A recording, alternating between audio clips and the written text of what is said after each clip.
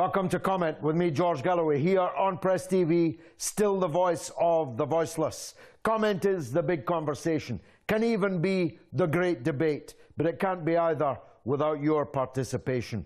I need your telephone calls, your SMS, your email, and even your tweets. Here are the details. Call us on 44-208-601-4555. You call us, we'll call you back, establish a clear line, and remember, if you get on the television with me, the volume on your television has to be down at 0. You can text me on 447800008066. You can comment.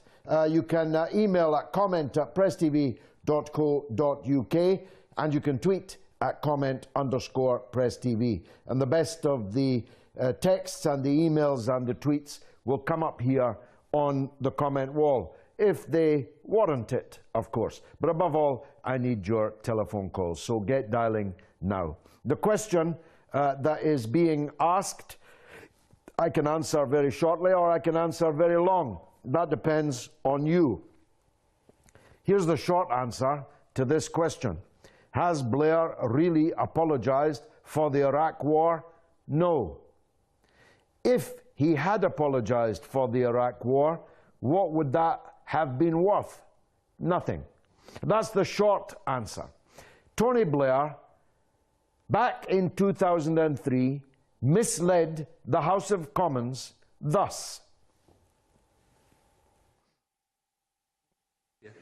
Today it is impoverished, 60% of its population dependent on food aid, thousands of children dying needlessly every year from lack of food and medicine, 4 million people out of a population of just over 20 million living in exile. The brutality of the repression, the death and torture camps, the barbaric prisons for political opponents, the routine beatings for anyone or their families suspected of disloyalty. That is how the Iraqi people live.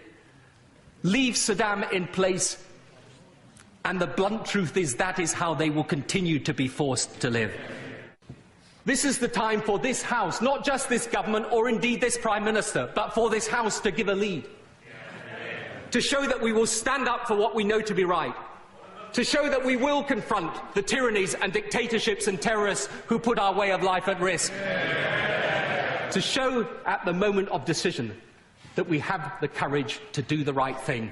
I beg to move the motion. This is the man that gave birth to ISIS. This is the man whose actions with George W. Bush has sent the ISIS and Al-Qaeda phenomena spilling, cascading around and over the world. He talks about barbaric prisons, but he later was the governor and joint governor of the Abu Ghraib atrocities, of the prison camp at Guantanamo Bay with his friend George W. Bush. He was the joint governor of Bagram Air Base. He talks about people being beaten because of their political views. Nowadays, they get their heads chopped off and their hearts eaten. He talked about the Iraqi children dying without a hint that it was him and Bush who were killing them. It was their sanctions that were killing Iraqi children in their hundreds of thousands, and they acknowledged it. Madeleine Albright, when asked on ABC television by Leslie Stahl, thus 560,000 Iraqi children have died as a result of the sanctions. Is that a price worth paying? And she answered, we think it is a price worth paying. He talked about the poverty in Iraq without telling us that it was a poverty imposed by him and Bush and the sanctions which killed 1 million people in Iraq, most of them children, most of them too young to even know that they were Iraqis, but had the misfortune to be Iraqis, born at that time. Saddam Hussein was not chosen by the Iraqi people. As a matter of fact, you could make a good argument for saying he was chosen by governments like the British and American governments. It was British and American and German and other Western governments that armed Saddam Hussein to the teeth, that encouraged him to invade Iran and start a war that killed another 1 million people. Yet the poor Iraqis who never chose Saddam Hussein, who couldn't remove Saddam Hussein, were being starved to death by the man whose sanctimonious speech you just watched. Now let me return to the issue of his apology. He didn't apologize for the war. In fact, he said, as he has always said, and as presumably he will go on saying, even in the dock at The Hague at the International Criminal Court, that he cannot and will not regret the illegal war and occupation that he and Bush unleashed. The only thing he apologized for was that the intelligence which led to the war was wrong. But it was his intelligence. He fixed, rigged the intelligence. Bush and Blair engaged in a systematic conspiracy against the Parliament, against the Congress, against the people, in Blair's case, against the Queen, against the armed forces. They had already, more than a year before, decided they were invading Iraq. They'd already decided it, yet they went on lying that a diplomatic solution was being sought, that if only the arms inspectors would be allowed to continue their work, that if weapons of mass destruction, which turned out not to exist, were destroyed, then there need be no war, and it was all a tower of lies. He did say one thing, though, of significance in his pseudo-apology issued in advance of what's likely to be a damning verdict from the Chilcot inquiry into the Iraq War. He conceded that Bush and him had caused the phenomenon of ISIS, or at least if you textually examine his words carefully enough, he conceded that. Well, he could hardly deny it. No sentient being in the world would listen to a denial of that without laughing or crying or both. The truth is that Bush and Blair, as I warned Blair, man to man, face to face, eyeball to eyeball, in the library corridor of the House of Commons, outside the gentleman's lavatory to be precise, I warned Blair. I said, if you and Bush invade Iraq, the fall of Baghdad will not be the beginning of the end, but merely the end of the beginning.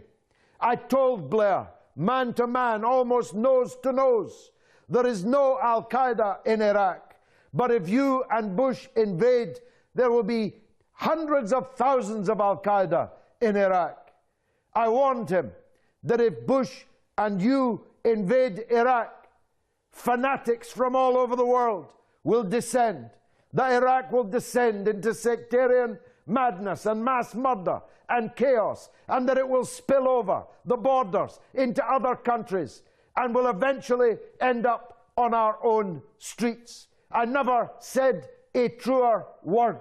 He had no answer to what I had to say. Now, I've just finished yesterday the last word I recorded on a film that I've got coming out soon called The Killings of Tony Blair. And when you see that film, as I hope you will, you'll see not just the gigantic Everest of a crime, of a blunder that man made in invading and occupying Iraq, but you'll see the killing, the financial killing that he has made ever since as a result. Enough from me. Paddy in Doncaster. Let's go to him. Paddy, welcome. George, Go ahead. This morning, I opened a letter that had been returned by the Royal Mail, one that I sent to Tony Blair, asking him about his efforts to carry out his pseudo style of peace envoy in the Middle East. It's clear from what the Royal Mail have said that this letter was rejected by Tony Blair's office, and in so doing, I am now liable for £1.20 to Royal Mail because it's been returned. So not only has Tony Blair not apologised for the Iraq war, he's also refusing to even engage. And not only has Tony Blair not apologised for the war, he's not apologised for Barham Musa, and he's not apologised to any of those civilians murdered by this man and his awful, awful crimes. Paddy, can I tell you something? The office that you sent that letter to is still being paid for by you. Tony Blair claims every penny of £116,000 a year to maintain his office as an ex-Prime Minister, paid for by the taxpayer. His security detail is paid for by you. 8 police officers, armed to the teeth, 24/7, guarding all his houses, going with him abroad on his corrupt business dealings with dictators around the world. That's just to add insult to the injury that he has caused. Paddy, thanks for that call. Shahid's in London. Let's go to him. Shahid, welcome.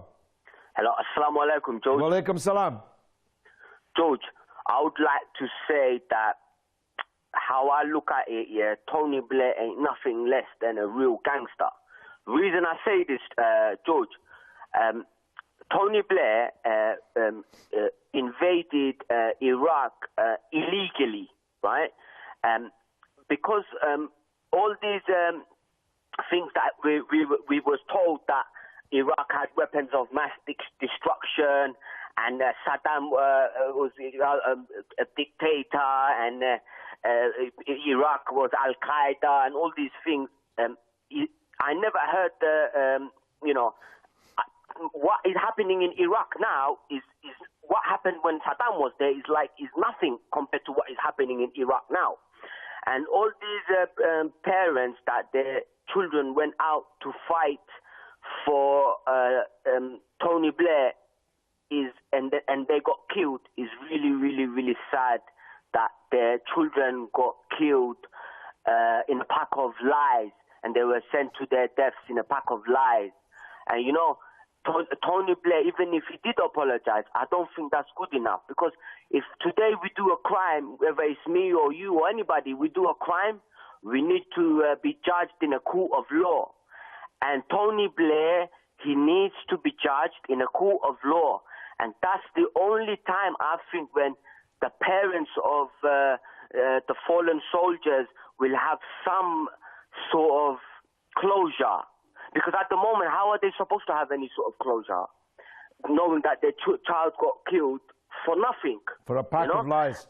Shahid, you apologise if you stand on somebody's toe. You might get away with an apology, but you certainly have to pay if you bump somebody's car. But if you cause the deaths of 1 million people and rising, counting, if you are the reason why something as horrific as ISIS has spilled over other borders and across the world, any kind of apology just doesn't cut it. You have to face justice in court. You do the crime, you have to do the time in a cell, locked up for the rest of his life with George W. Bush. That's worse than capital punishment, I know, but that's what he deserves. Shahid in London, thanks for that call, estimable call, both of them so far. I'm asking you, has Blair really apologised for the Iraq war? Let's hear from Mo in London. Go on, Mo. Hi, George. Hi there, sir. Go ahead. I see Remembrance Day is around the corner and you're not wearing a poppy, George. Sorry? You're not wearing a poppy. I'm not. No, why? Why do you want to know that? I'll tell you why. Because Tony Blair's nothing to apologize for. It's those generals, Richard Dannett and Michael Jackson, who sent their soldiers into an illegal war. They should apologize for this illegal war, and each and every soldier, they made criminals of them because it was murder and illegal occupation of Iraq. Tony Blair's nothing to apologize for because this is British foreign policy. It doesn't matter which prime minister is sitting in number 10. This is British foreign policy in action. No, you're completely wrong. These soldiers, as usual? You're wrong. These soldiers were ordered to do what they did by Tony Blair. So the responsibility, the buck, stops with him. You've just watched him. You've just heard the tower of lies he constructed in order to persuade a majority in the House of Commons to authorize the war. It isn't true that whoever was in number 10, there would have been a war. If John Smith, the late and great John Smith, had been the Labour Prime Minister in 2003, there wouldn't have been a war. I know that because I know and knew John Smith, God rest his soul. I knew John Smith and I knew Tony Blair. Even if Gordon Brown had been the Prime Minister, there would not have been an invasion of Iraq. Tony Blair was not just pivotal in catapulting Britain into this disaster, he was pivotal in persuading the American public, who were very deeply skeptical of the enterprise, into so doing also.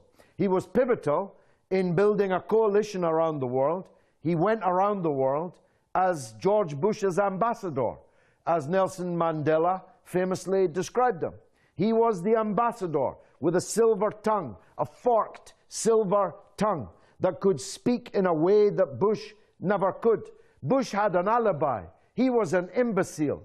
But Blair got a fancy education at Oxford University, which I paid for as someone who's worked and paid tax ever since the age of 17. I paid for him to get his fancy education. Bush was stupid. Blair was not. And that's why Blair, in my opinion, is the greater of the two criminals. Mo, thanks for the call. Pleasure to disagree with you. We're asking the question tonight, has Blair really apologized for the Iraq war? Actually, if you read or listen to what he said, he didn't even pretend that it was an apology. His spinners tried to indicate to public opinion that it was an apology, but it was nothing of the kind. Here's Zachary in Aberdeen. Go ahead, Zachary. Yeah, good evening, Mr. Good evening, sir. Galloway. Good evening. Regarding the Blair and the British politics, and also all the crimes against humanity in the last 100 years or many years, many centuries, I request from all nations to pray for Imam Mahdi to appear. And this is the only solution for all nations to save themselves and to save humanity and the earth and the planet Earth. But the Blair is lied to give a legitimacy to ISIL and the Daesh. Also, there is complex argument in this. It's not because I don't think you'll let me to talk all of it. But Blair lied to give legitimacy to ISIL and to say that these people are coming from the nation, and it is not. The Daesh was created by the CIA, Mossad, British Intelligence Service, and the Emirates, and the Qatar, and the Saudi Arabia, Kuwait, and Turkey. This is a program for Middle East because they failed all the time. They failed previously and then failed now. And they will fail because Hezbollah is strong. People of Syria are strong. Iranian nations are strong. I suggest also to Iranian leaders to make all Iranians 20 million of soldiers to defend Syria and Lebanon and Iraq. It is our national security and the national security of the all Muslims that this Daesh should be destroyed totally. Not even one of them should be living, because they are so dangerous, because they are agents of the CIA and the Israel and the Mossad and the Saudi Arabia. They want to destroy all Muslim nations in North Africa and Middle East. This is the sheer danger. This is not Islam. There is one only Islam, and Islam of the Muhammad Rasulullah, and Muhammad Rasulullah that given that Islam to Fatima Zahra salamun alayhim wa Ali ibn Abi Talib. This is only one Islam. Islam is only one, not all this. End of story. Okay, Zachary, you got a good outing tonight. I can't deal with every point that you made. I agreed with some of it and disagreed with others. I did make the point here many times that the actual relationship between the United States, Israel, and ISIS is a definitely complicated one, a deeply complicated one. And we don't know yet, though we will one day, God willing, know the true set of relations and relationships that existed. If I ask myself if it can really be true that the United States was bombing ISIS in Syria and Iraq for the last year and a half, I can't believe that, or I'd have to believe that the American military was even more utterly inept and incompetent than I really think they are, because they have been bombing for more than a year and have achieved precisely nothing. In fact, ISIL became more powerful under the bombardment of the United States and Turkey and their other allies, some of whom you adumbrated, whilst Russia, for just 1 month, has been bombing these same targets and has made enormous military progress. I absolutely agree with you of the need, the necessity for Daesh to be defeated on the battlefield. That's necessary, but it's not sufficient, because if we have the defeat of ISIS on the battlefield and everything remains the same, the status quo ante is returned to and prevails, then it won't be long before the phenomenon arises in another form, in another mutation again. Ramzan in the UK. Go ahead, sir. Welcome to you, George. How are you? By the grace of God, I'm good. Nice to hear from you again. And you too, sir, as well. Well, basically, when he apologized, did you see the grin on his face? I think, well, he was taking the mick out of us all human being, you know? Yeah. And I really feel sorry for him, right? And, you know, we made him the ambassador. A European country made him the ambassador for the Muslim world as a peace envoy. My God alive. What's happening with these politicians, right? Are they blind or are they stupid? All of them, right?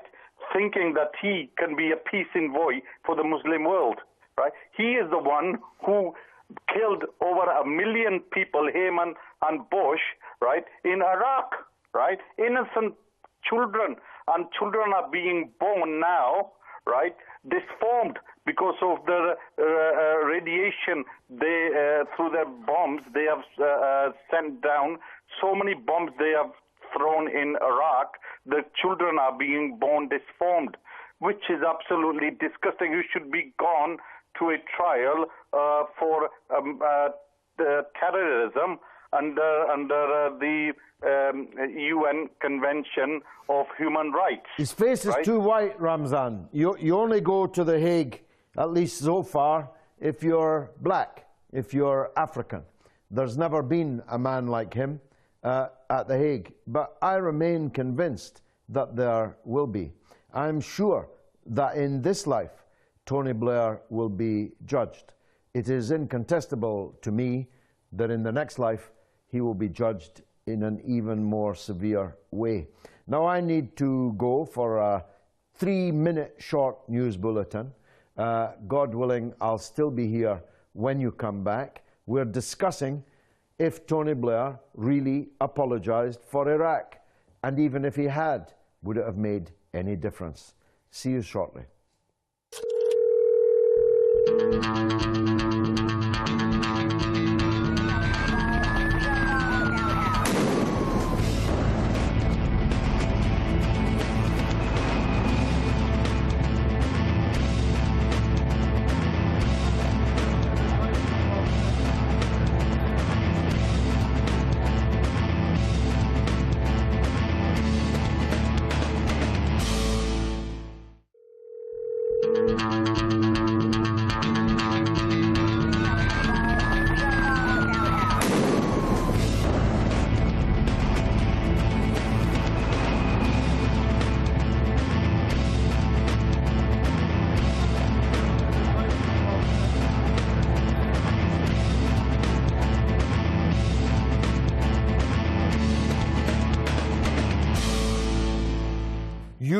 watching Comment with me, George Galloway, here on Press TV, still the voice of the voiceless. Calls are coming in from all over the world, literally, on the subject of Tony Blair and his pseudo-apology for the Iraq war. Here's Botswana on the line. Komiso, let's hear from him. Komiso, go ahead. Hi, guys. Welcome. Hi, guys. Go ahead, sir. Thanks a lot. It's for the very first time to get in contact with you, my brother. And you. Good to hear from you, sir. Yeah, but you know what?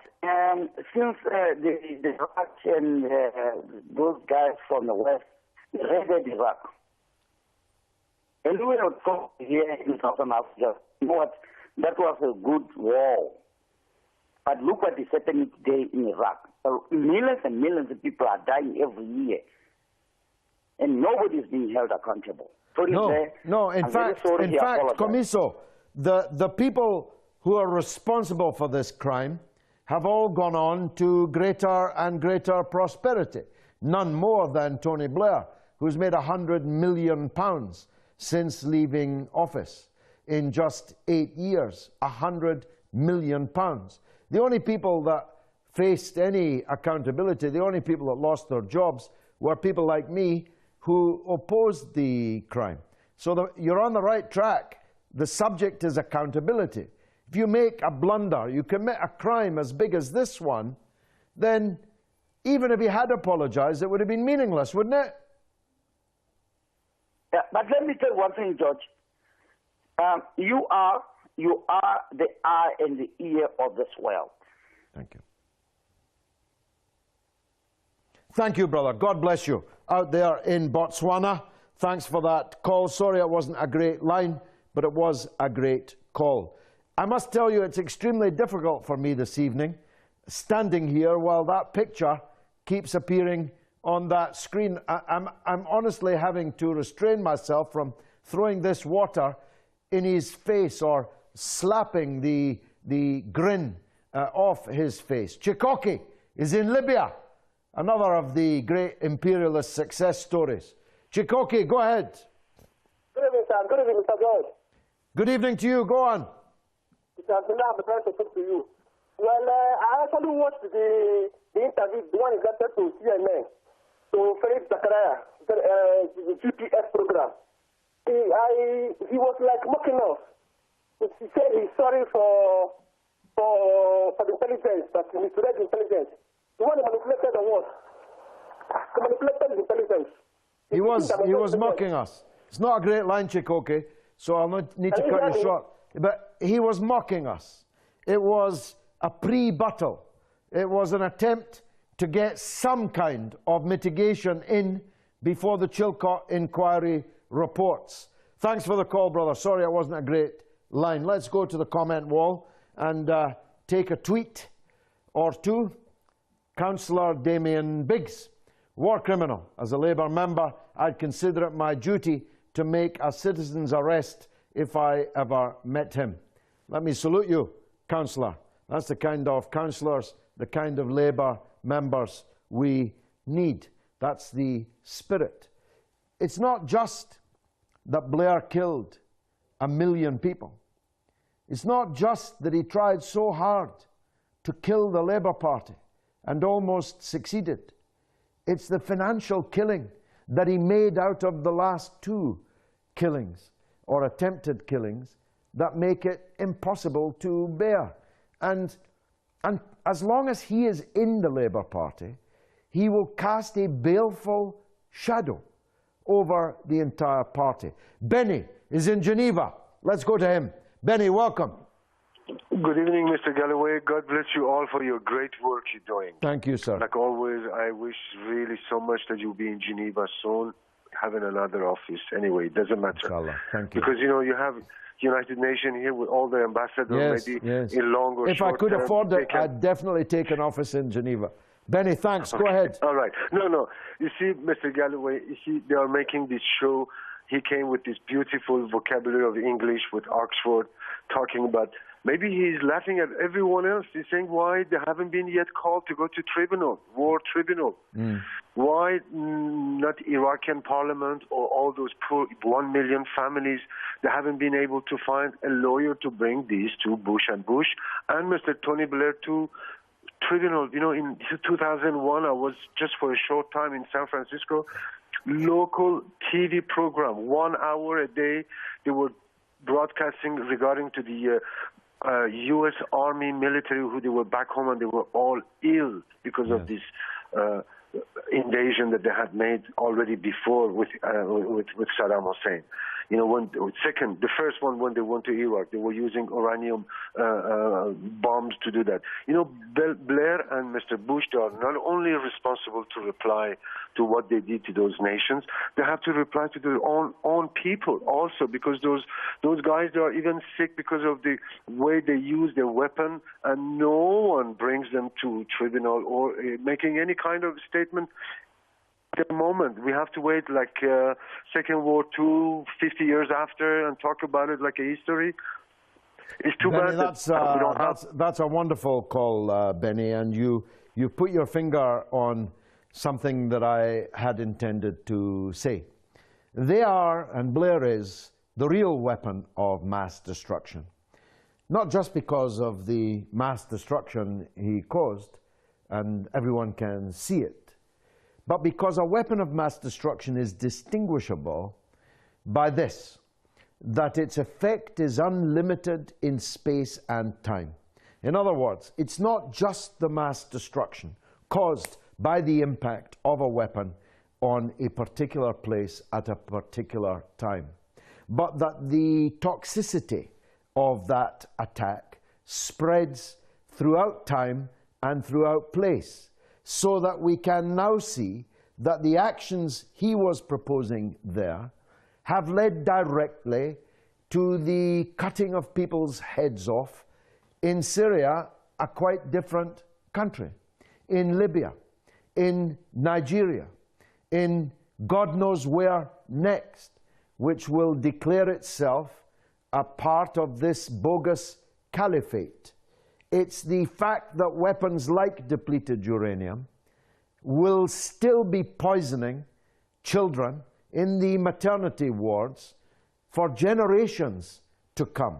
That's what a weapon of mass destruction actually is. A weapon of mass destruction is one that goes on killing long after the weapon has been discharged and far further afield than any target that weapon was fired at. Benny, a great call in Geneva. I hope one day to run into you there. It's very difficult for me to be looking at these individuals. It has defined my own life.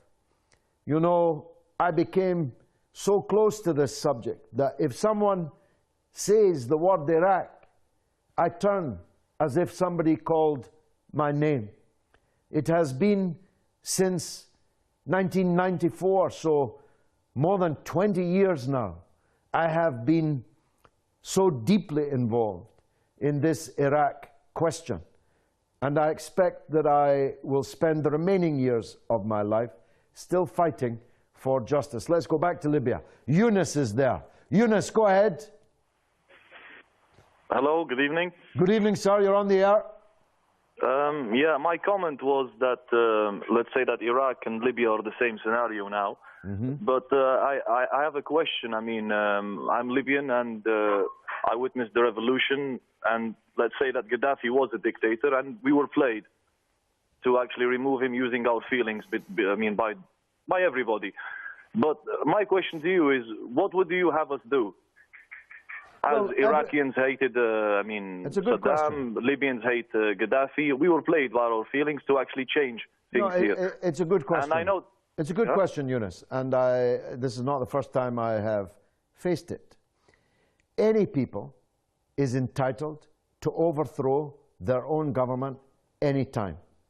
If they can, in a democratic system, they should vote them out. If there's no democracy, they are absolutely entitled to rise up and overthrow their government. What they're not entitled to do is ask me to send my son to fight in their country to overthrow their government. And they're not entitled to ask me to support them if what they are representing is worse than what is already there. Now, I'm in no doubt at all that Saddam Hussein was a dictator. Neither am I in any doubt at all that Gaddafi was a dictator. And the Iraqis and the Libyans had every right to rise up against them. But what has come after Gaddafi in Libya is so obviously worse than Gaddafi that you no longer have the right to ask for my support for your revolution. Because Gaddafi was an incompetent, corrupted, bungling fool, in my opinion. But what we have now is 3 Libyas, 5 Libyas, 15 Libyas, ruled by warlords, where Al-Qaeda is flying its flag over Sirte, or ISIS actually, has declared Sirte a part of the caliphate, where they're murdering each other, where they're looking for black people to hang on trees because they're black, where nothing is being produced, and where the wealth of Libya is being corruptly looted, not now by one regime, but by several regimes. That's my view, Yunus. What do you say? Yeah, but my question was my question was not that. My question was how could we have known as Libyans when the West extended their hand to actually help us? How could you have known? Because you've got a brain. That's how you could have known. You could have known because you saw what they did in Iraq. Why did you imagine they would do anything different in Libya? Because he was about to kill us all. So I mean, if you were in my situation, what would you have done? I would have fought him. Yeah, and we did. You did, but you welcomed the equivalent of Bush and Blair, Obama and Cameron, and Sarkozy, and all these other corrupted... And you think that we had a say about that? Yes, you did. You think that we had? Yes, you did. You were begging them to do it. I can tell you that you are very mistaken. You were begging them to do it. And we did not have a say about that. Well, I don't know about you personally, because I don't know you personally. But the so-called revolutionaries in Libya were begging Cameron, Sarkozy, Obama to bomb their own country. That's just a fact. I could give you 100, 500 examples. You could have known because you're not stupid.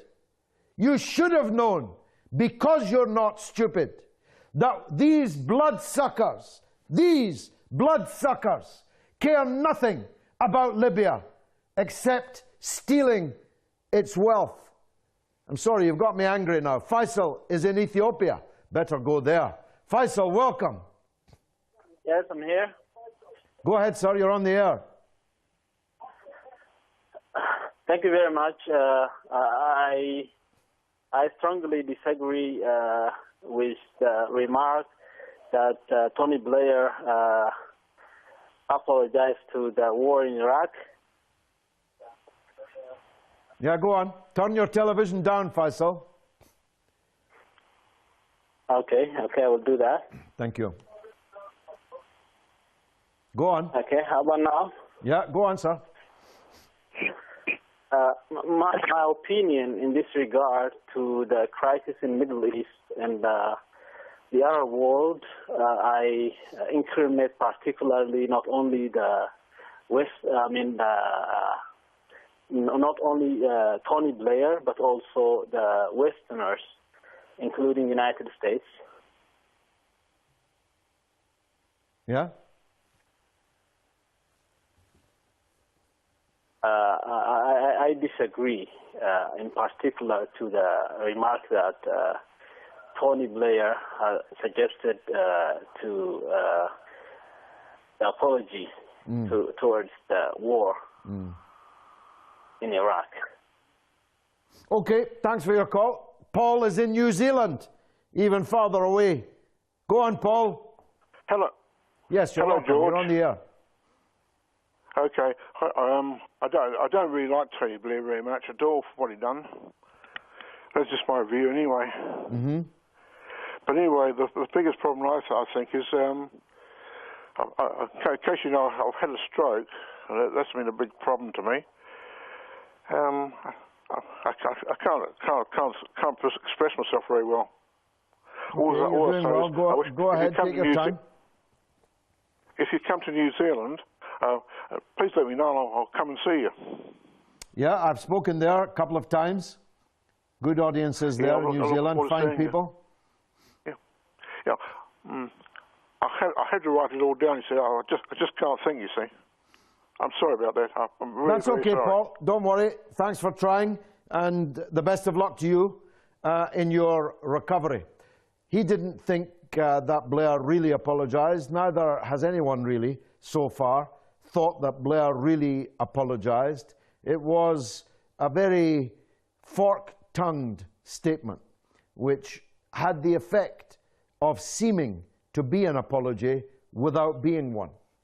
Political leaders nowadays have developed this skill of not actually apologizing for what they've done, but apologizing for how you took what they had done, whilst maintaining that all along they were right. Now, the Chilcot inquiry will report in June or July of next year. I know it's a joke. It's been 5 years since the last witness appeared in front of them. They didn't want any testimony from me, even though I knew more about Iraq than anyone else in this picture. I had been to Iraq more than anybody else in this picture, and had been in Iraq more recently than anybody else in this picture, and that I was one of the leaders of the anti-war movement. None of that qualified me to give evidence in front of them. But never mind. The last witness was 5 years ago, and it will be almost 6 years by the time the report is seen. And although I described him and his colleagues as a parade of establishment flunkies on the day that they were appointed, the day that they were appointed, I concluded that they would do the wishes, do the bidding of those who appointed them. But nobody could spend that amount of time inquiring into the Iraq war without coming out with a report which utterly damned those involved. And here I want to say, and in this I'm with an earlier caller, it's not just Tony Blair. It's Tony Blair, it's Jack Straw, it's the other cabinet members who went along with it. It's the MPs who voted for it. It's the journalists and the broadcasters who acted as the drumbeat for the war. It's the intelligence chiefs who betrayed their own profession and bent the intelligence and allowed the politicians to bend the intelligence for their own political ends, and yet continued to call themselves Britain's intelligence service. And we now discover that Sir John Scarlett, one of the intelligence chiefs most centrally involved, has formed a business partnership with the man in charge of overseeing Britain's anti-terrorism laws, secretly, without telling anyone, as a consultancy, selling their expertise in terrorism and the fighting of it. But the truth is that it was all these people, him downwards, who are the reason why terrorism has become such a fantastic danger and threat to the world, and all over the world, including here in our own country. And Blair can't even say that I didn't know how it was all going to turn out. Because millions of British people, millions, long before what we know now, long before we knew what we know now, millions of us were on the streets of London, of Cardiff, of Edinburgh, of Glasgow, of Manchester, and Birmingham, all over the country. Millions of us knew in our bones that this was a very bad idea and that it would have potentially catastrophic results. We knew that without the benefit, if that's the word, of the intelligence that Mr. Blair was both reading and, in fact, writing. So there's no hiding place from this. Every time a head is cut off, every time a church is destroyed, every time a member of a religious minority or just a dissident thinker within a religious majority. I keep saying this, though nobody in the West seems to hear it, that the great majority of people fighting to defend Syria against ISIS are in fact Sunni Muslims, members of the same trend as ISIS and Al-Qaeda claim to represent. All of them being murdered, these youth being murdered in cold blood, this mountain of dead bodies, all the other mountains of dead bodies, all of the suffering that has occurred over the last 12 years is the responsibility of Tony Blair and George W. Bush. Adamu is in Nigeria. Let's hear from him. Adamu, go ahead. Yes, Judge Gallery, to start with, I want effort over the years in enlightening us over in practice by so many group number of leaders that are respected of the world. My opinion over this, I have come to realize the arrest, especially the Christian faithful, are facing in the birthplace of Christianity, in particular Antioch, which is in Syria, and Nineveh. We are Chaldean Christian has been over the years. They have been living in peace with Muslims. But since the downfall of Saddam Hussein, led by United States, Christianity is almost disappearing across this area. And that has been the result of all this, their critics over fighting against jihadists. The end result always becomes devastating than when first the problem has been. So my opinion in this regard is the world leaders should count it that God will hold them responsible. Well, God will definitely judge them as he will judge all of us on the last day.